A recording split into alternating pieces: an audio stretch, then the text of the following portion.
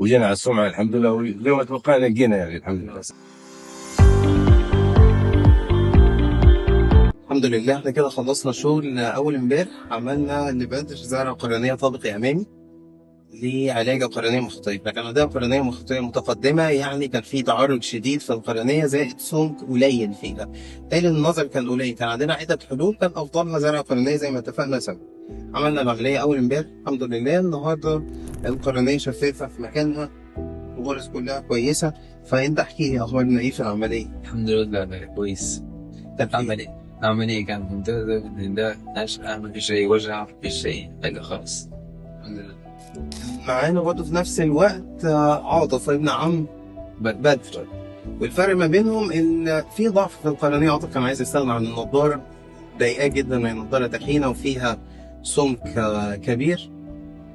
استغنائنا عن النضاره ما قدرناش ان احنا نعمل اي تصحيح بصار بالليزر عشان القرنيه ضعيفه، ولكنها ليست مخروطيه الحمد لله، ما احتاجناش ان احنا نعالج فيها حاجه. وبالتالي استخدمنا تقنيه اسمها زرع عدسات داخل العين، عدسات اي سي ال، عدسه رفيعه جدا. عاطف اخترنا ان احنا نزرع عدسه اي سي ال ورا قزحيه العين ما بتبانش تماما.